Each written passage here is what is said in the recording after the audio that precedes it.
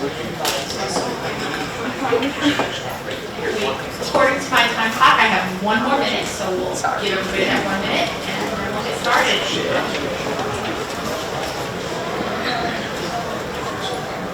Okay, it was actually like 10 seconds.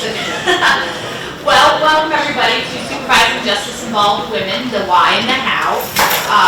This was a last-minute replacement for Bridging the Gap, so if you're here for that presentation, I'm sorry. I hope you will enjoy this one, though.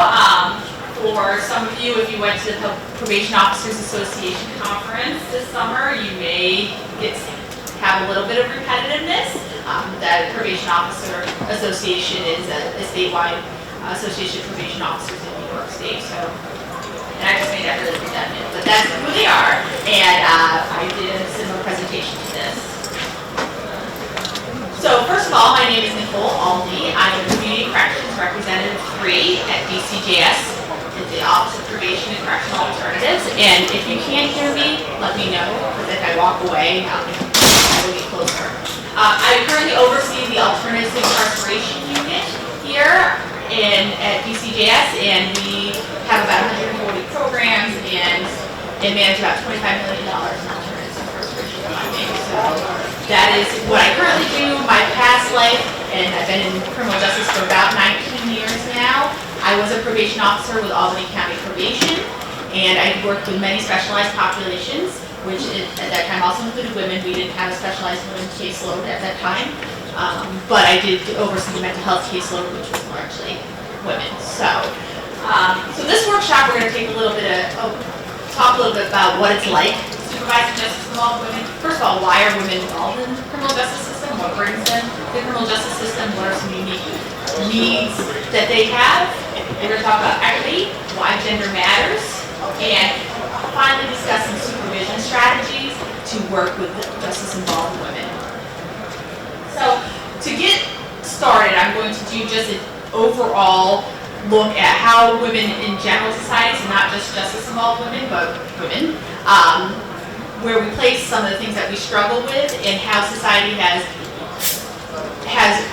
historically dealt with a lot of our issues. So I'm going to do it's a 20-minute video. I promise it's not 20 minutes. I'm going to stop it at 5 minutes and 30 seconds. I think you'll get the gist of that.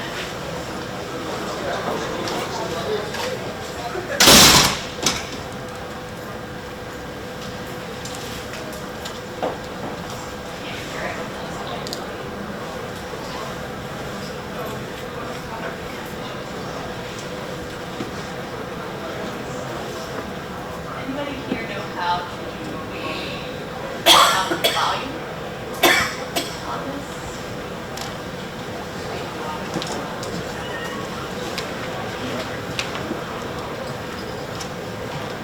I promise we don't get it up and running in like a minute. So I'll just talk to you about what the video is.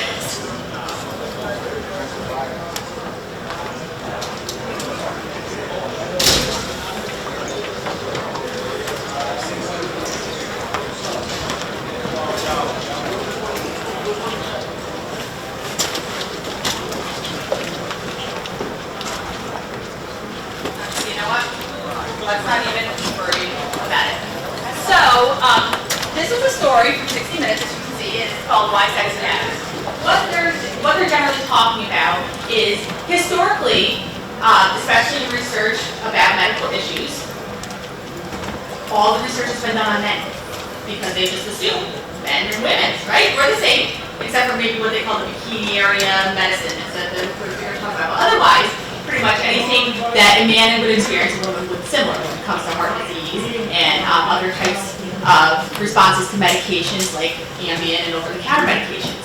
Well, shockingly, for any of you all that do not know, men and women are not the same. And biologically, there are differences when responding to things like heart health issues. Those symptoms of heart attacks manifest differently. Medications also metabolize differently in women than they do in men, and the big one that they talk about in this presentation is Ambien. And what they had found actually was, for a long time, women and men were being prescribed about 10 milligrams of Ambien to start with if they were having trouble sleeping. However, studies showed that women were pretty much overdosing on Ambien.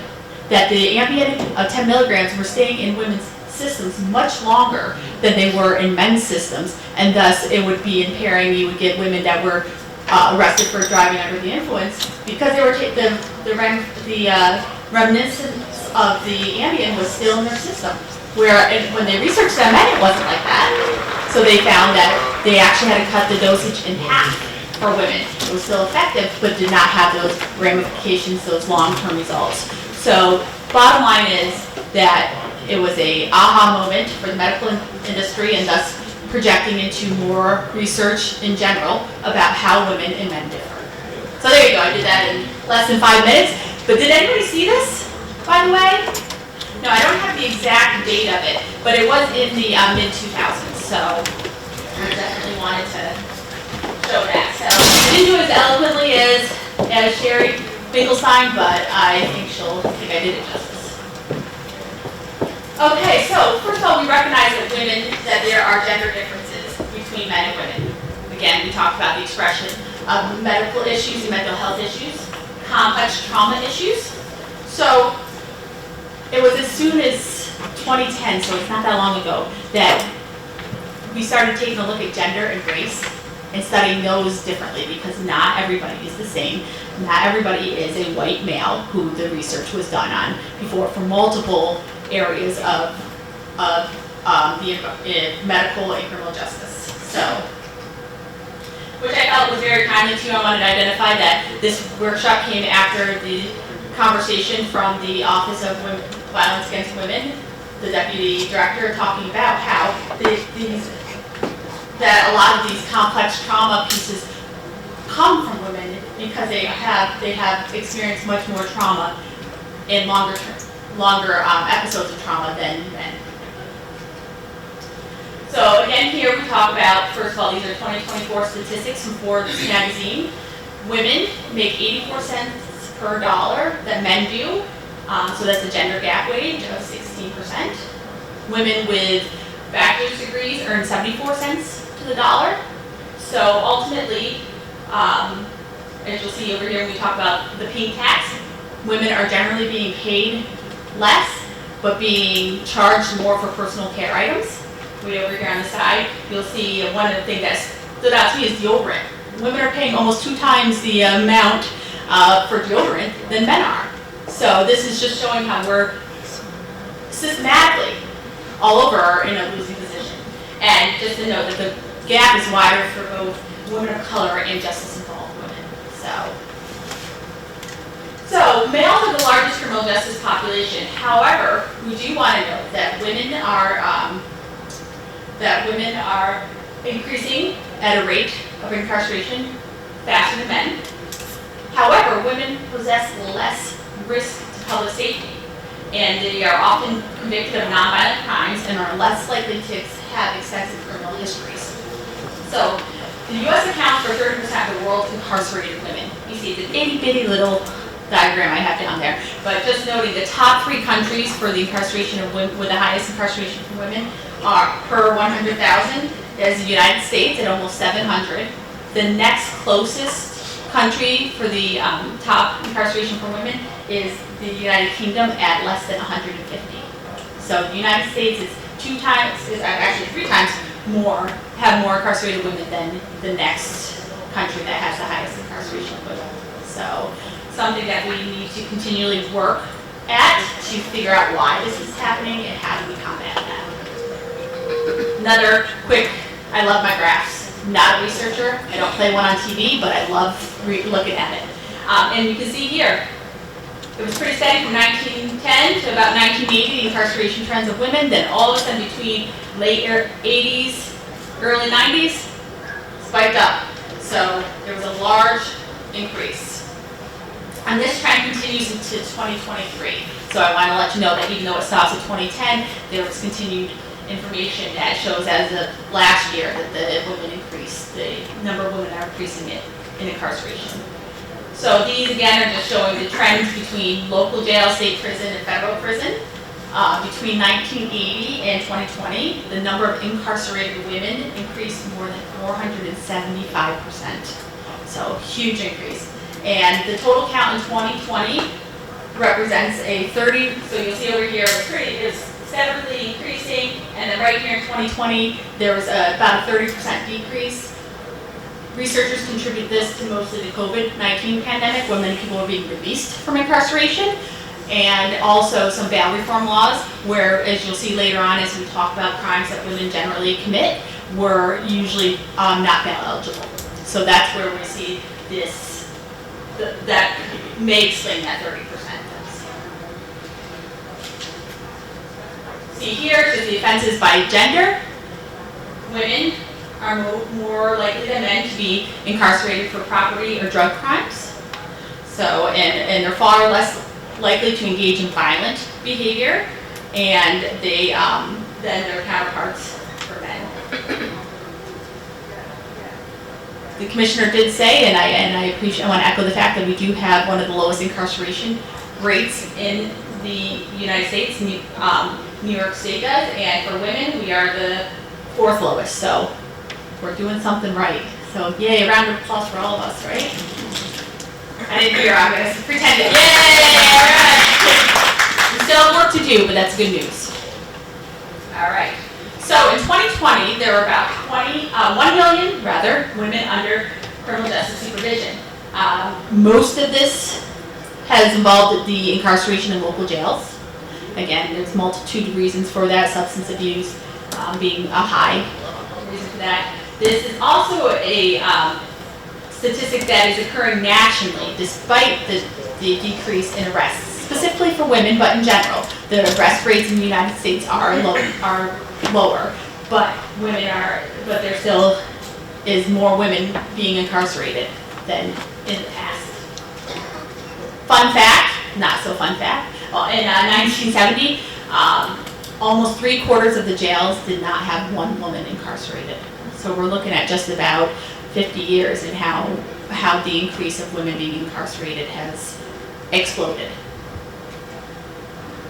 Here's another graph to demonstrate how women being under community supervision. You'll see the majority is under probation supervision, and that would have to do with the incarceration in jails. Who here is a probation officer? All right, so seeing quite a few of you. So you're getting them. You're getting the women. So it's time that we continue to make progress towards working with justice-involved women.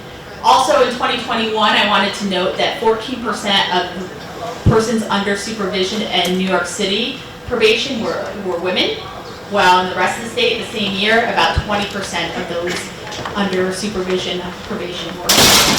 So large numbers statistically, small because women just don't make up a large portion of the criminal justice system, but for what they do make up, they're being represented highly in probation. So I want to put out to you all, why do you think females have increased, why the presence in the criminal justice system? What are some ideas? Come on, there's no wrong answers, I promise. Substance abuse, thank you very much. What else? I'm sorry? Ability to drive. I think more women start driving. Okay, more women start driving. You going around? I'll grab you right after. Housing instability. Housing instability, very good. Becoming in part of gangs either as like a person or associated with, right? Back there? Cost of living. Cost of living, yes, absolutely. Go ahead. The perception that women are less likely to be, for law enforcement, to suspect women, and so in these relationships, the women oftentimes will take the risk associated with the behavior of their partner. Absolutely, absolutely. The relationships are huge, and we're going to talk more about that. Thank you. Go ahead. I believe that women was able to remove themselves from public experience and violence and give them more opportunity to access to society. Yeah, absolutely. There's the women are more present. They're being able to do more. They're just becoming more involved, getting out of the kitchen. Go ahead. Trauma is huge. Absolutely. So you've all hit them kind of here. The war on drugs, right? We talk on drugs, 1986 to 1996. Women, substance abuse, huge hit. There were minimum sentences minimum tough on crime policies, and reduce funding for mental health. The institutionalization and then the funding for community resources for mental health they didn't balance out. So those are all reasons, in addition to all the great reasons you put here. So those are just some of the reasons why we're here. I'm not going to bore you all, I promise. We're just going to do a brief overview of risk, need, and responsivity, because this is the foundation of principles of effective interventions, which do show what works with justice-involved individuals. So, despite differences in criminal justice involvement for men and women, the R&R principle still matters, it's still appropriate. The risk principle tells us who to target. Because if we didn't have that idea, we'd be working with everybody, and we'd probably be doing a disservice. Women and girls who rate as moderate or high risk, similar to those of men, will require more intensive services. So if you're providing supervision to these individuals, you do want to focus on those individuals that have a higher risk. And when we talk about risk, it's usually with regard to recidivism. Female in the justice system have shown that they are more risk to themselves than others. And finally, incarceration can increase mental health symptoms and traumatic reactions. So thinking about all the re-traumatization that goes on when you're involved in the justice system. So research clearly shows that the risk principle applies to women just as it does to men. Next is the needs. The need is, what are we going to target? While both genders have had histories of traumatic and abusive pasts, incarcerated women have greater statistical likelihood of experiencing physical and sexual trauma, which often results in driving to convictions for crimes like substance abuse, and females without supportive relationships continue to have this cycle of substance abuse, incarceration, perhaps being the method for some of the individuals in their lives. Drug muling was a big one. So again, it tells us what to target, that the needs of women and girls are not the same as men. You'll see later on too, as we talk about the pathways and how women get involved in the justice system are different. And that the focus of supervision and treatment should reflect the needs of trauma, specifically for women. Finally, responsivity. Responsivity tells us how to target the interventions. So taking a look at that this is an individual, a woman that has specific needs, and what is that woman? How is she different from the other women that you supervise, and how do you work with her? So responsivity states that when you work with the clients, you need to work with a way that will provide the best outcomes for that person. When working with women who have high rates of depression, note that there's a very strong likelihood that they have a history of trauma and victimization. And note that punitive, heavy-handed responses and supervision do not work with women and can actually re-traumatize them. So making a note, I know that in the probation field specifically, that's my background, that we went from a model that seemed to be more law enforcement in the 1990s, early 2000s, and then in the mid-2000s when I was working at probation, we started to do a more holistic approach to this person. We still had to hold the accountability piece for why the person's involved in the criminal justice system, but what are the reasons that got them there, and how can we work with a person to have good outcomes? All right, so here we are again. What does the research tell us? Women in general become, when research becomes more available, we can start getting a clearer picture of the differences between males and females and the factors that increase their involvement in the criminal justice system. So this is, I have up here, and feel free after the fact to grab a article from the Bureau, the National Resource Center on Justice Involved Women, supported by the Bureau of Justice Assistance. It's called the 10 Truths That Matter When Working with Justice Involved Women. And we're going to go through some of those here. And I'm not going to insult, I know you can all read, so I'm going to just kind of go through it slow and pick out a few that really highlighted to me. So first of all, females are the fastest growing criminal justice population, yet they pose a lower risk of public safety. We saw that, we saw the incarceration trends, we saw research. Women's engagement in criminal behavior is often related to relationships, connections, and disconnections with others. So as we go through again, we'll talk about how relationships influence women in the criminal justice system. Traditional criminal justice policies and practices have been largely developed through the lens of managing men, not women. So what do we do to change that lens? Standardized risk and need assessment tools that have not been validated for women tend to elevate risk levels for women. So in New York State, we do use what we call a gender neutral assessment tool. However, still these tools can elevate the risk a little bit higher for women than a gender responsive tool. And we're going to talk about one that we specifically use in New York State a little later on.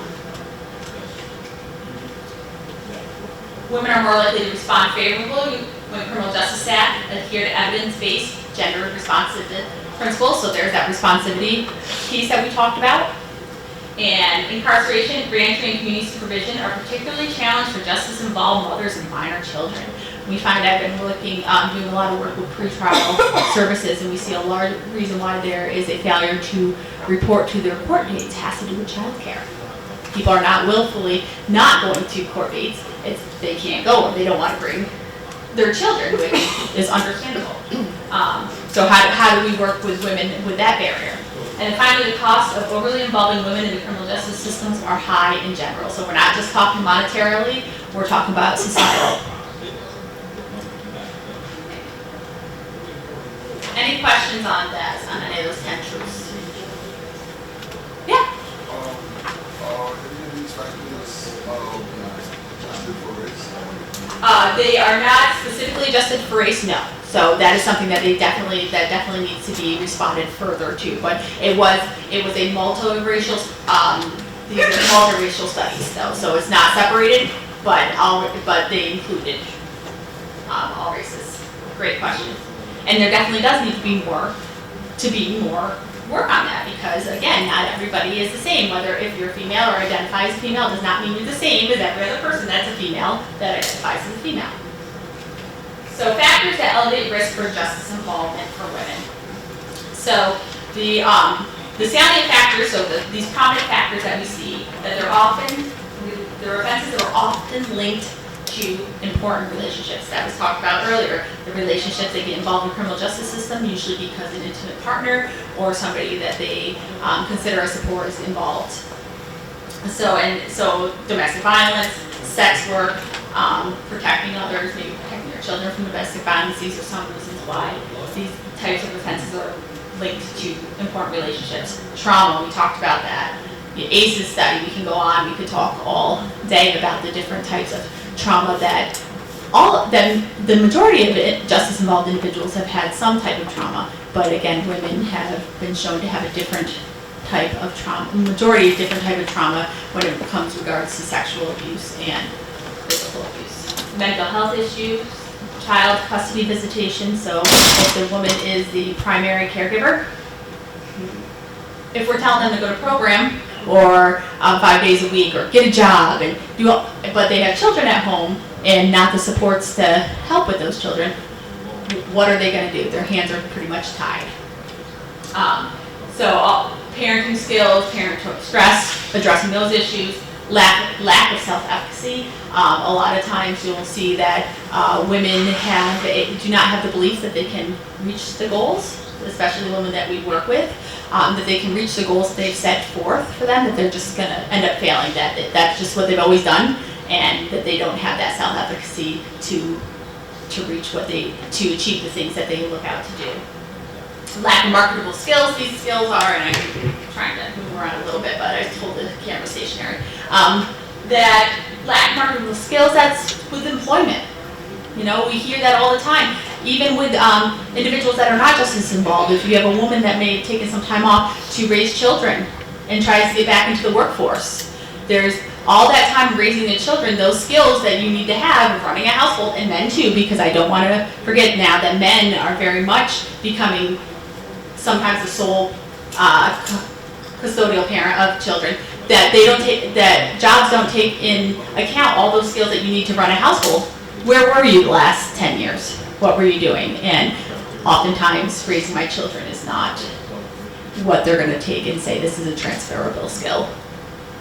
And finally, finances, including safe, affordable housing, which is something else that we heard here, and that's across the board too, with both men and women. But we found, and we during discussions, that there are a lot of transitional homes available in New York State and shelters, but unfortunately, they are not family shelters.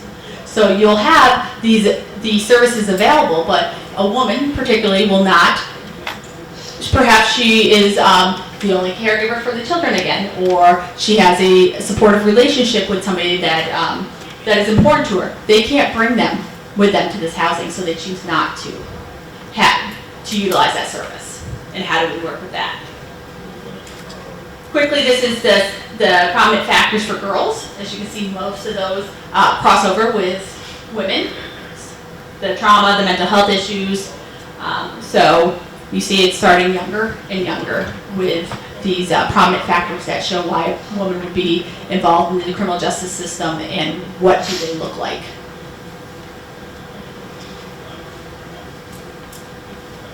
So we talked about what are the big reasons why a person's involved in the criminal justice system. One of the biggest changes that we've made is now looking at what we call protective factors or strengths. And those that work with the juvenile population specifically, this is where that started, is taking a look at what does a person have that might insulate them from negative outcomes. They have, what are the skills that they have that keep them from partaking in high-risk behavior? And what are some of the characteristics that they have that help with resilience? And so we will talk about, we're going to talk a little bit about these protective factors as we go on in this presentation about how do we work with those and make the outcomes more successful for those that we serve. Again, a little dated on this, but it remains true for today, that researchers at the University of Cincinnati found women with the following protective factors have a lower recidivism rate when they're studied. So educational assets, if somebody has graduated high school or has another type of degree, their outcomes and their likelihood of being involved in the criminal justice system lessens. Additionally, we have employment stability and participation in the labor force. If there's a job, a person has a place to go. They have a way of making money in hopes of supporting themselves and whoever they are responsible for. Self-efficacy we talked about. If somebody has that belief that they can achieve what they are set out to do, that just helps. So has anybody heard of the placebo effect too, where somebody's sick and they're like, it's hope that cured them? Maybe, and I truly believe that. Mindset can absolutely impact. I'm not saying it's going to cure things and keep people out, but it helps with the outcomes of having the ability that you're going to get through something or that you can achieve something. And then, of course, if they have family support and marital stability, so they're not in a violence-ridden household, that they have high marital satisfaction, they have family that they can count on. These are all things that will help a woman either stay out of the criminal justice system completely or keep them from returning over and over again. All right, so we talked about risk and responsivity, we talked about protective factors. Now we're going to briefly talk about pathways. Same thing here, that there's a body of research that sheds light on what brings women into the criminal justice system. Another, again, old article, but still remains very relevant today. Daly in 1992 found that these are five unique pathways to criminal justice for women. Harmed and harming women, those that were abused and neglected as children, and those women, they're often labeled emotional behavioral disorders, so you might see those in the juvenile system. And once prior to raise the age, when I was, again, a probation officer, these would be the types of offenses that a person would be put under supervision for. And you would constantly see conduct disorder, behavioral, those types of diagnoses. And a lot of times it comes because a woman has a history of trauma. Street women now identified as sex workers. These is how these are women who usually turn to substance abuse and criminal behavior to survive on the streets after leaving abusive households. So again, they can be young, they can be all ages, but it does usually occur when a person's younger, usually a runaway. Battered women, domestic violence. These women have been abused by their partners, and they come to the attention of the criminal justice system for domestic violence. We hear that a lot, and we've seen that new laws have gone into place where a woman maybe has historically been charged for fighting back. And now there's an understanding that it's not as clear as that, based on whoever the victim is of the domestic violence incident and whoever the perpetrator is. And finally, other economically motivated reasons for economic gain. So we talked about, women coming more into the public sector and having these opportunities that women are learning that they can do things like white collar crimes that men have done and have just more experience or more, my word's losing me now, I apologize, but they're able to see that these are ways that they could benefit from crime. Exposure. There we go. Came at me. All right. So now we talked about all the different areas of study, why women get involved in the criminal justice system, what are their pathways. So what do we do? How do we do gender responsive supervision? This map right here comes from the 2023-24 probation annual plan that we collect every year, and the counties in the light blue have identified that they have a specialized women's caseload. So you can see that there's only 8, I'm counting, right? 7 or 8, I'm counting there, and that these counties have vary in size, programming landscape, so the way they have to supervise women and their special needs vary.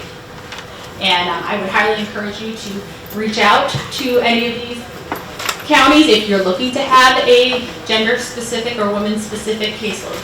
They will absolutely be able to help you and demographically if you look similar to their counties.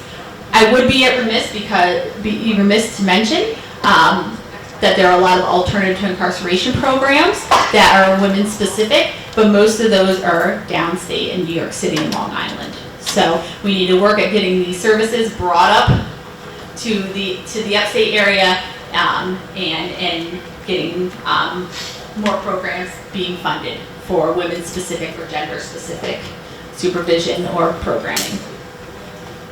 So we're going to talk briefly about 3 pillars of the gender responsive approach to supervision. The first is trauma-informed. Trauma-informed identifies that staff understand that many of the women have experienced traumatic events in their lives and that you should be trained to respond to these traumatic events accordingly. I'm not saying that you have to be specifically a trauma-informed counselor, but just know the approaches of how to be aware that there is trauma likely that a woman has suffered and how do you respond to that. The second is relationship-oriented. We identified in one of those 10 truths that the punitive approach is not the best for women and that relationships are important. So as a staff person, as somebody that will be supervising a woman, you want to take time to really get to know the person and develop a rapport. So that is going to take a little bit longer, but it's definitely worth it with regard, the time spent up front will help you immensely, saving time in the back end of supervision. And finally, strengths-based. You want to focus on resilience rather than changing the problem behavior. You want to build up those strengths and not just focus on what the problem behavior is. So, trauma-informed. When working with women, we should use universal precautions that they have most likely experienced trauma. So going in, if you're meeting somebody for the first time, just have that in the back of your head, because even if they haven't, you're not doing anything that's going to hurt them. It's much more likely that if you don't take the approach that a person has a history of trauma, and again, I would argue that this could be across the board with both men and women, as we see that more and more people are disclosing their traumas. And so you want to take that approach and you want to make sure that you are really listening to when a person speaks with you and that you're taking a trauma-informed lens.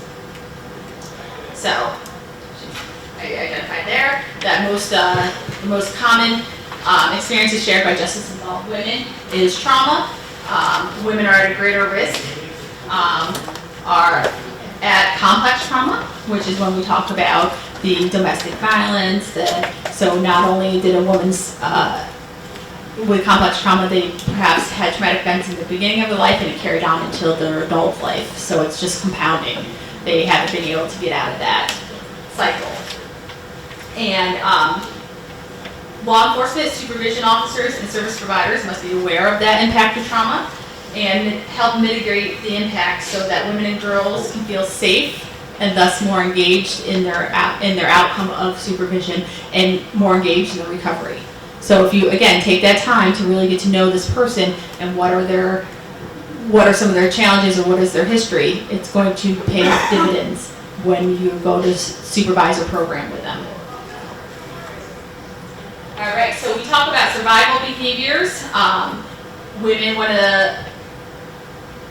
Women exhibit different behaviors that you'll see consistently across the board, and these are behaviors that help them survive in the past. I think we talked about that.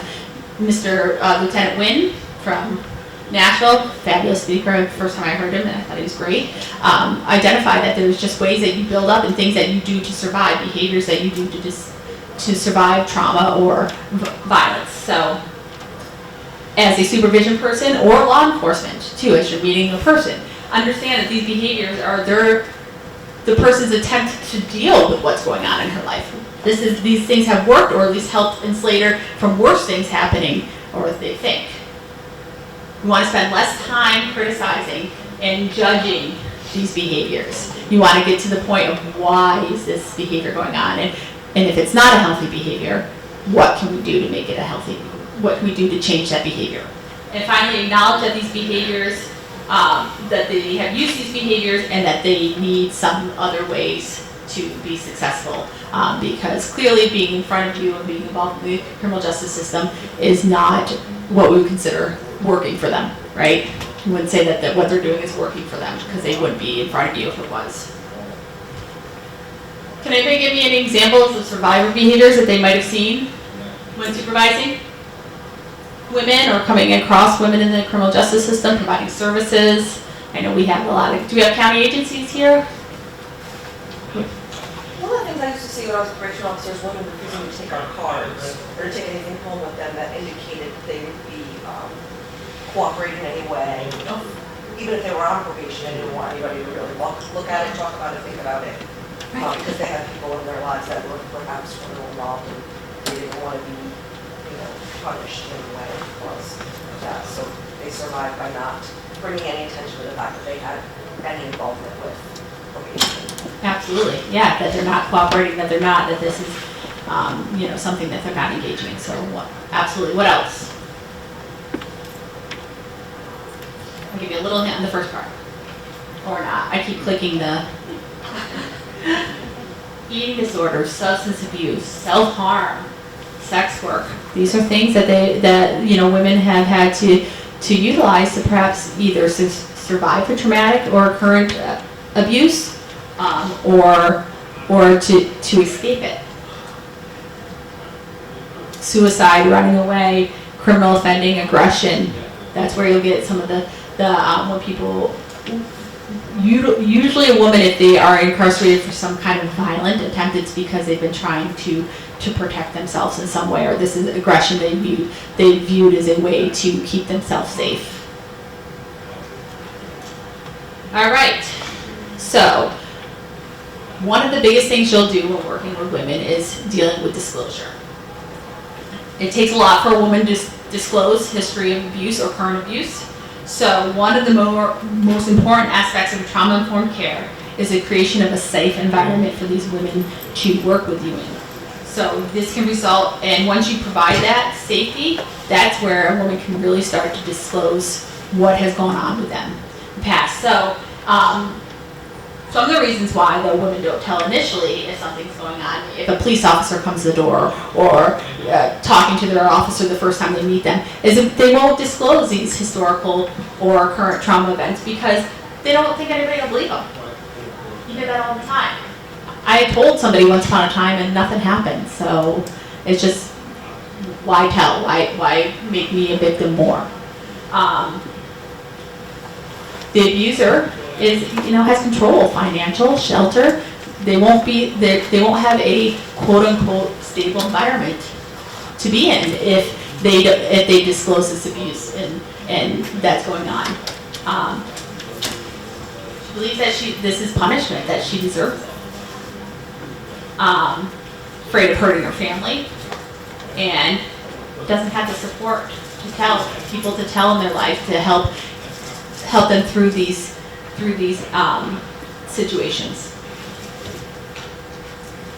So when you are an officer, law enforcement, probation, parole, community provider, know what your role is when a person does disclose. Know what is your purpose there.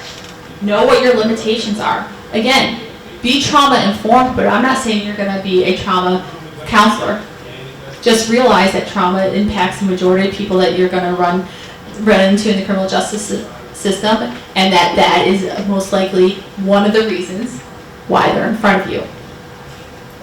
Create that safe environment. Take the time, meet with them. I know that I would have what I called report days on Tuesdays and Thursdays at a probation officer. It was like every 15 minutes. Somebody was coming in. Well, that doesn't work. That doesn't provide the safe environment. It did little to nothing for the people that I was working with. And once I figured that out, things got a lot better with my caseload. I gotta say that they didn't feel like they were just in and out, that I was actually taking the time to meet with them. You want to facilitate safe interactions, so talk to them. What is the abuse that they're receiving? What can you do to maybe help them get out of that situation? And then always go to your procedures and policies that you have in place, whether it be a probation department, community agency, law enforcement agency. Yeah. You as a probation officer, right? Do you first build a relationship first with the individual before you can get into the trauma that might go on?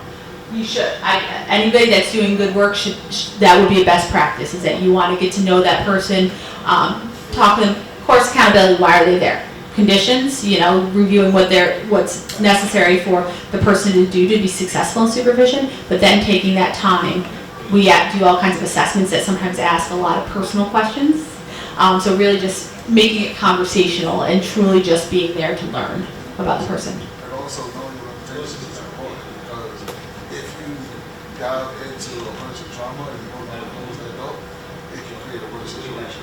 100%. So that's still important for you to have, your abilities and to stop that. Exactly, and that's what we always, and I'm glad that you brought that up, is find out what you have available around you to help maybe refer this person, because you will have a limited skill set, and that's okay. Nobody's expecting you to know everything, but don't open that door and then think you can close it right away without addressing. It's just not fair to the person, and you're re-traumatizing them. So when a person discloses, don't insist that the survivor talk about their abuse. Instead, be prepared to listen when they're ready. So don't do the pushing. A person will disclose as they are ready.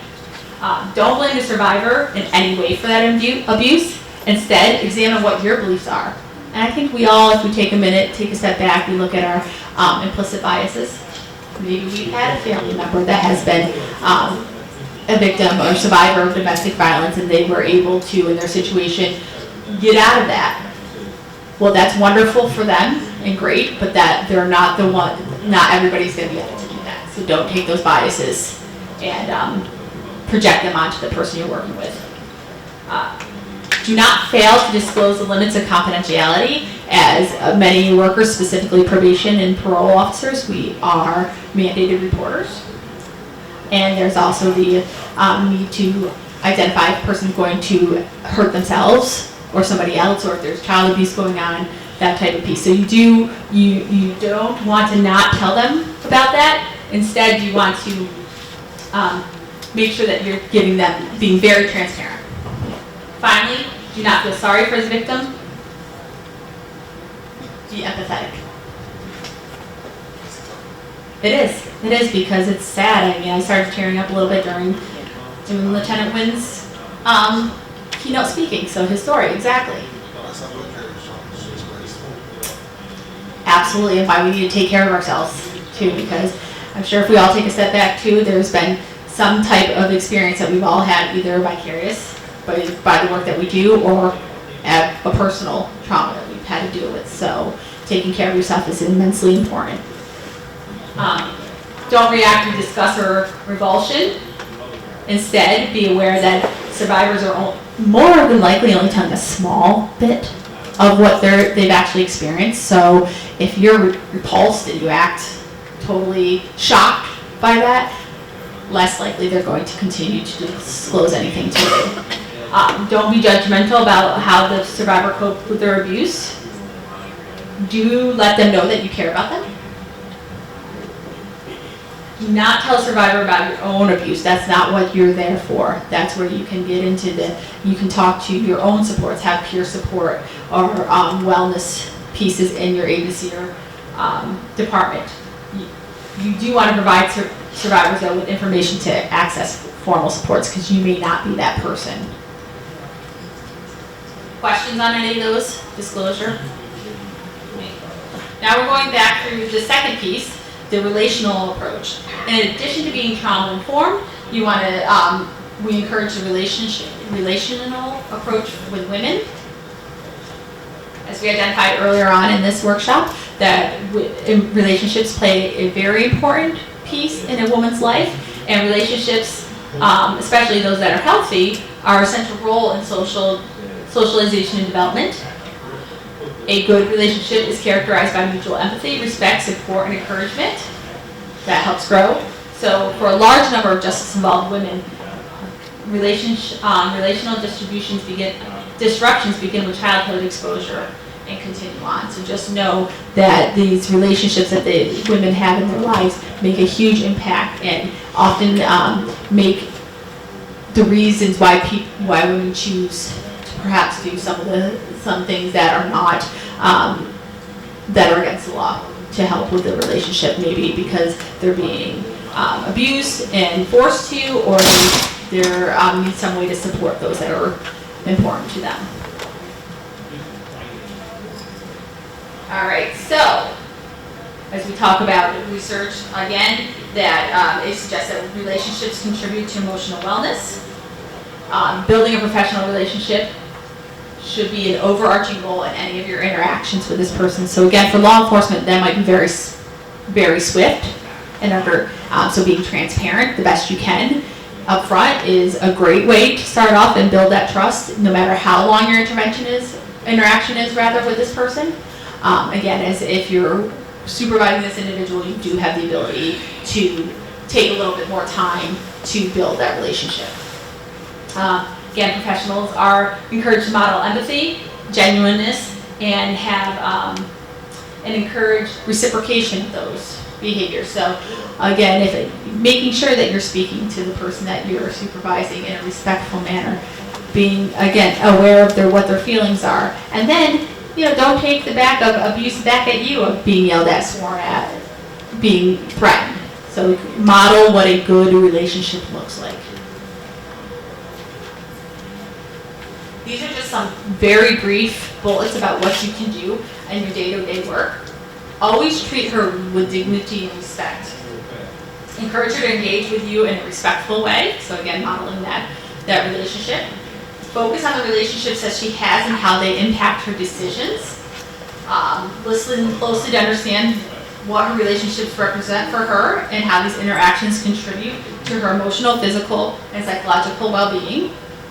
Positive peer and familiar relationships should be supported. So find out who those good supports are. Who does she actually have in her life to lean on that is good support. And it may be a friend of a friend of a friend. It may be just look for that one person that they may have. Sometimes there isn't anybody. When a woman has children, take the time to understand the child care needs and help her overcome any barriers with that you can, and work with her to build healthy social connections. So again, very quick interventions, things that you can do as you're working day to day with a justice-involved woman. Communication. It's important. Words matter. I think we know that every day in our life, whether we're talking about supervision of individuals or just in general. So, that first yellow bullet recognize anybody of maybe somebody they've heard in an office or some type of intervention that if you don't go to treatment, you'll be in violation of your conditions of supervision and you're going to go to jail. That type of approach does not work overall, but generally with women, and more of a supportive piece of, I understand you're concerned about going to this program because of the time you have children that you don't have care for. What can we do to get you there? What are some of the things that you find most challenging about going to this program? To really get in depth to talking to about what is the barrier, because again, it's not usually what it seems like at face value that a person's just being obstinate, that they just don't want to follow the rules. That's about 95% of the time a person does want to be, have positive outcomes and be supported. Finally, we're going to talk about strengths-based, which is the third pillar of this, approach to supervising justice-involved women. The use of strength-based approaches like motivational interviewing. Who here has been trained in motivational interviewing? Okay, so good. Again, a great tool to have in general for working with anybody. Don't try it on your partners. I've tried it with my husband. I think I'm just too close to that relationship. But otherwise, it really does. Having a person identify where they're at, get them to think about what are the important things and elicit that information. So if you haven't been trained, I would highly encourage you to do so or to go back and be retrained, because if it's not something you do often, it's like anything else. It's a muscle that you have to work out. So, first thing you do when you were talking about being strength-based is start out with the belief that everyone has strengths, that this person is not just hopeless that's in front of you. Help her to identify those strengths. How often do you think a woman, and I'm just thinking again back to my supervision days where you've been asked, well, what are your strengths? How easy is it for them to identify? Yeah, it's very hard. Exactly. So really digging out those strengths that they do have, because I firmly believe that everybody does have strengths that and desires and wants. Affirm those strengths. Congratulate them on small victories that maybe they wouldn't have done before. Perhaps that they decided to go after a goal.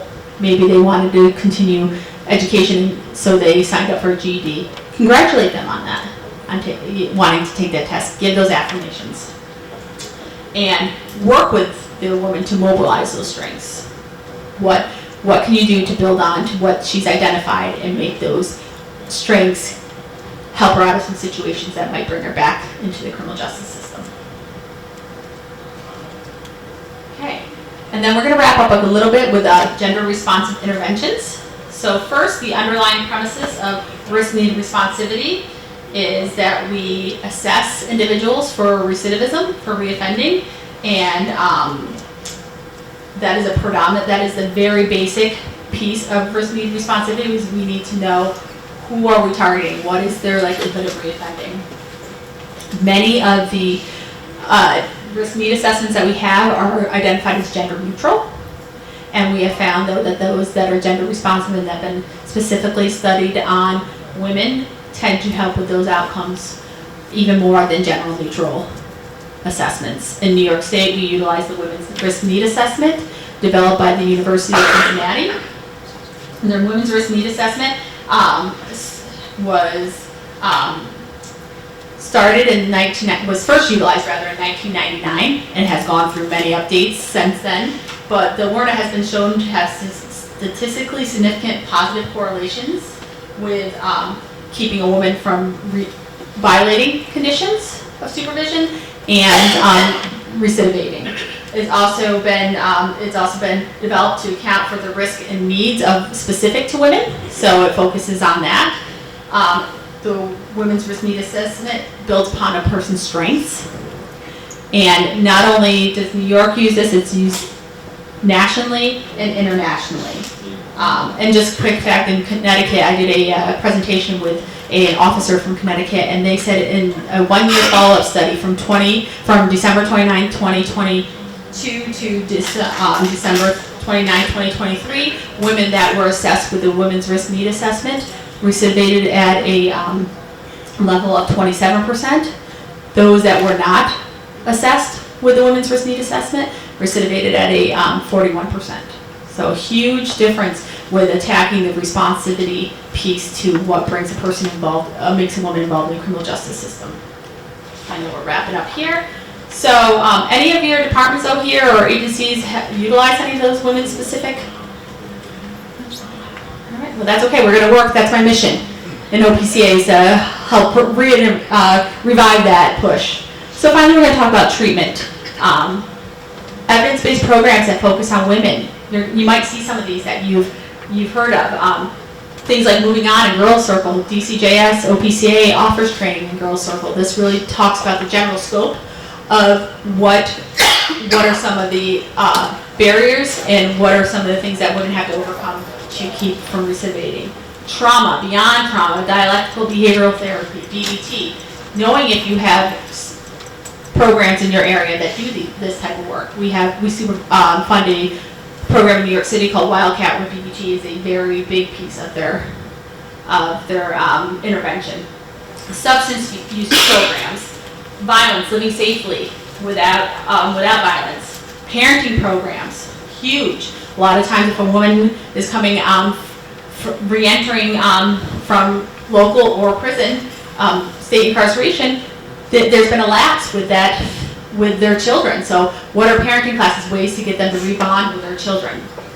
Employment programs, and then programs for children with incarcerated parents. So these are just some of the gender-specific treatment modalities and programs that we have found to be effective, and we need those that are much smarter than I am, that have done the research on this, and the outcomes for women have increased to be more positive when utilized. So what I want to end with, and this is my favorite quote of all time, I love Maya Angelou, she had a million quotes, but this is my favorite, is that do the best you know until you know better. Then when you know better, do better. So everybody here has learned a little bit or been refreshed about how to work with justice-involved women. So now you know better, do better. All right, and I had a question back there, go ahead. It's less of a question and more of an observation. I think it's great, this presentation, because it really shows the equality that is necessary to produce change. The majority of the things I've heard you say that are gender specific are pretty much universal. And I just wanted to add to it, because I do deal with a lot of situations where, as my brother said up there in the front, we want to be careful any wounds that we open that we can't close. So what I like to use is open language. Right? Trauma-informed care seeks to remove the barriers, whereas healing-centered engagement seeks to create a whole new paradigm. Right? And when we use open language, we induce a situation that can move more towards a healing outcome and a reciprocal understanding. Right. So I would like to say use open language. And when I say open language, I mean instead of no, don't, stop. Let's find words and use language that builds bridges as opposed to builds walls. 100%. I could not agree with you more. As I go through this presentation every time too, I think about, why don't we just use this with everybody? Right? I know women again and men are not the same, clearly. It shows that no two persons in the criminal justice system are the same. But if we take universal practices like this here, we're not going to do harm. And that's the first thing, is we don't want to do more harm. Anybody else? Yeah, go ahead. Just a question. Yeah. And I don't know what the right answer is. How do you help the LGBTQ population?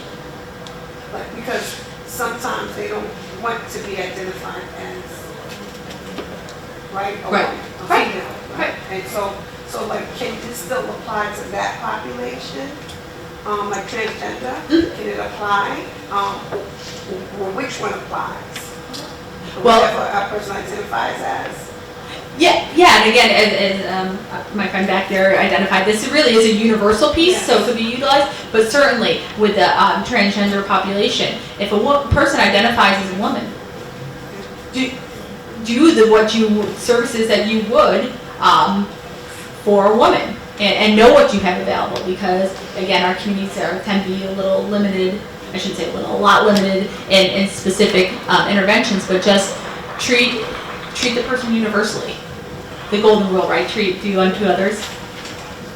If I could just add to that, I work with Nicole, and there's a whole menu and resource, chock full of resources, information on working with and providing services to LGBTQIA individuals, which, as Nicole had mentioned in this program from the beginning, everybody should be treated individually, regardless of whether they're identified as women. No woman is like the next woman.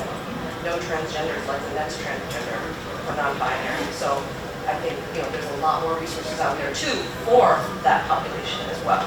Absolutely, and Vivian, and it's really important to know what you have available to you, and if you see gaps, that's what we have funding for, right?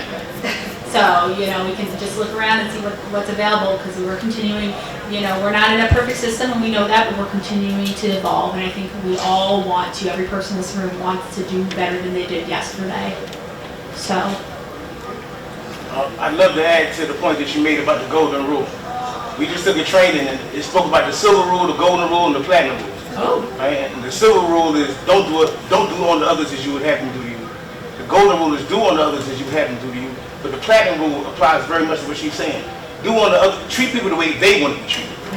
If you want to be called, if this is the pronoun that you're comfortable with, who am I to let my bias interfere with this situation to the degree that I'm going to absolve you of your agency?